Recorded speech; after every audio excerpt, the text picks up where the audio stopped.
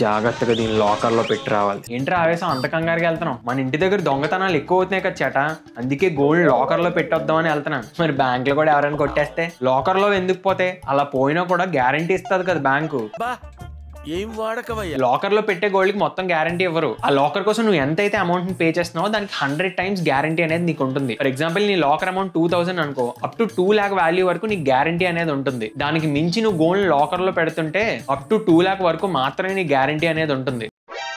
అంతేగాని నువ్వు పెట్టిన గోల్డ్ అంతటికి ఫుల్ కవరేజ్ అనేది ఉండదు. అండ్ ఆల్సో లాకర్ కోసం బ్యాంక్ వెళ్తుంటే కొన్ని బ్యాంక్స్ మ్యాండేటరీగా ఇన్సూరెన్స్ తీసుకోవాలని చెప్తూ ఉంటాయి, బట్ అది మ్యాండేటరీ కాదు, గుర్తుంచుకో. అమ్మో నా బంగారం, ఇప్పుడు ఏం చేయాలి? అదే బ్యాంక్ లో సెక్యూర్డ్ ఓవర్ డ్రాఫ్ట్ ఫెసిలిటీ కూడా ఉంటుంది. దాంట్లో నీ గోల్డ్ డిపాజిట్ చేస్తే up to 75% of the value వరకు నీకు ఓడి ఫెసిలిటీ ఇస్తారు. దానికి కొంచెం ప్రాసెసింగ్ ఫీ అయితే ఉంటుంది. ఇక్కడ మనీ నువ్వు వాడుకుంటే మాత్రమే ఇంట్రెస్ట్ పడుతుంది, లేదంటే ఎలాంటి ఇంట్రెస్ట్ పడదు.